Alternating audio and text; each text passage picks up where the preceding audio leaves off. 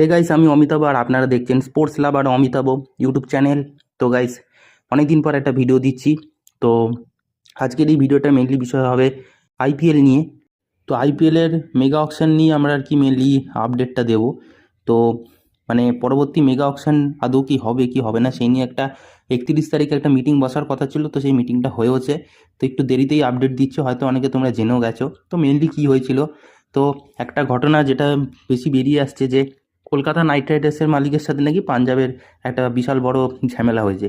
তো শুরু থেকে যেটা বিষয়টা ঘটনাটা হচ্ছে, এই মিটিংটা বসিয়েছিল যে মেগা অকশন কি করা উচিত কি করা উচিত নয়, বা মেগা অকশনটা যদি হয় তাহলে সেক্ষেত্রে মিনিমাম কটা রিটেনশন রাখা যায়, প্রতিটা দল মিনিমাম কটা রিটেনশন রাখলে, কটা করে প্লেয়ার ধরে রাখলে মোটামুটি একটা টুর্নামেন্ট খেলতে সব দলের সুবিধা বলে মনে হবে। তো সেই নিয়ে একটা মিটিং করেছিল বিসিসিআই, আর ভেবেছিল যে বিসিসিআই এই মিটিংটা থেকে একটা ফাইনাল ডিসিশনে আসবে যে মেগা অকশন হবে কি হবে না, বা মেগা অকশন হলে কটা প্লেয়ার ধরে রাখা যাবে। তো সেটা নিয়ে একটা ডিসিশন হওয়ার কথা ছিল। তো আলটিমেটলি মিটিংটা তো মিটিং হয়নি, মিটিংটা পুরো একটা বিতর্ক সভা হয়ে গেছে।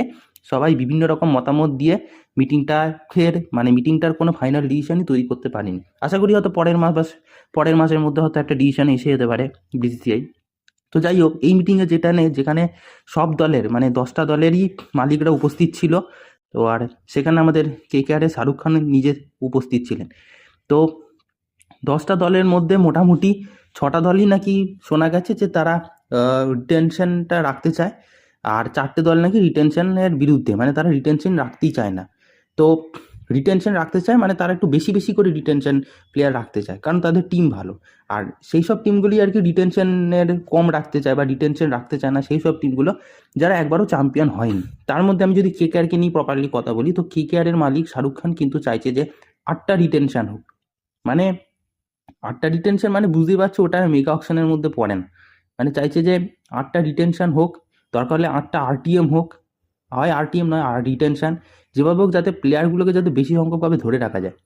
এছাড়া মুম্বাই ইন্ডিয়ান্সের মালিকও কিন্তু সেই সহমতই করেছিল শাহরুখ খানের সাথে যে রিটেনশনের পরিমাণটা যেন বাড়ানো হয়। কারণ স্বাভাবিক, কেকেআর এবছরের চ্যাম্পিয়ন টিম, কেকেআর কখনোই চাইবে না যে যে তাদের এই চ্যাম্পিয়ন টিমটাকে ভেঙে যাক। কারণ অলরেডি টিমের প্লেয়ারের মধ্যে একটা ভালো সম্পর্ক তৈরি হয়েছে, তারা কেরমভাবে খেলছে, তার একটা ব্যাপারটা একটা ফ্যামিলির মতো তৈরি হয়ে গেছে। সেইখান থেকে এই হঠাৎ করেই প্রতিবার ভালো খেলার পরই এই মেগা অকশন এসে যায়। মেগা অকশন এসে গেলেই ব্যাটা টিমটা ভেঙে যায়, এতে টিমের ওপর খারাপ প্রভাব পড়ে।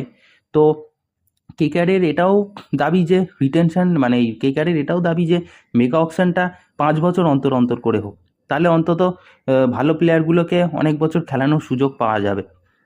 তো কারণ হচ্ছে কেকেআর, মুম্বাই, এছাড়া আরও অনেক দল আছে যারা জুনিয়র প্লেয়ারগুলোর জন্য খাটে, তাদেরকে প্রপার পয়সা ইনভেস্ট করছে, সেই সব প্লেয়ারগুলোকে তৈরি করে যখনই কোনো একটা ভালো জায়গায় তাদের পৌঁছে দিচ্ছে, সেই সময় যখন তাদেরকে আইপিএল খেলতে নামাচ্ছে এবং আইপিএলে যখন তারা ভালো খেলছে, তখনই কী হচ্ছে, হুট করে একটা মেগা অকশন এসে যাচ্ছে। আর এই যে দলগুলো এত ইনভেস্ট করলো ভালো ভালো প্লেয়ারগুলোর পিছনে, সেই প্লেয়ারগুলো তখন অন্য দলে চলে যাচ্ছে। তো সেক্ষেত্রে আর কি, এই যে টিমগুলো যে এত ইনভেস্ট করলো প্লেয়ারগুলোকে, জুনিয়র প্লেয়ারগুলোকে যে এত আছে ভালো জায়গায় পৌঁছে নিয়ে যাচ্ছে, মুম্বাই, কেকেআর এরাই তো মেনলি প্লেয়ার তৈরি করে।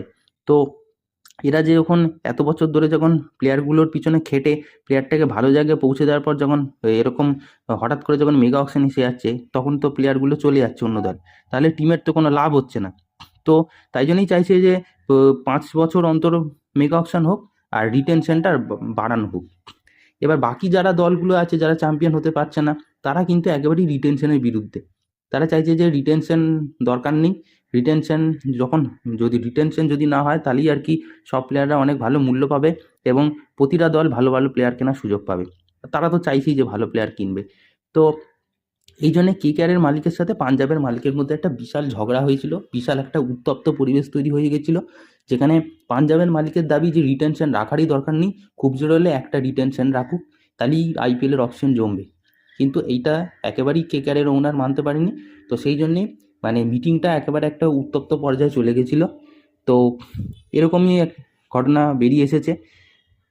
আর মোটামুটি বাকি যারা রিটেনশন রাখতে চায়, কেউ 8টা, কেউ 7টা, কেউ 6টা এরকম রাখতে চাইছে। তো এবার বিসিসিআই কিন্তু এই মিটিংয়ের মধ্যে কিছুই ফাইনাল ডিসিশন আসতে পারেনি। ফাইনাল ডিসিশন আসতে গেলে অনেক মাস সময় লাগবে। তো শেষ পর্যন্ত দেখা যাক কি হয়। তো এটাই ছিল আপডেট। এরকম আরও আপডেট পাওয়ার জন্য অবশ্যই চ্যানেলটাকে সাবস্ক্রাইব করে বেল আইকন অল করে রাখো। তো দেখা হচ্ছে পরে ভিডিওতে।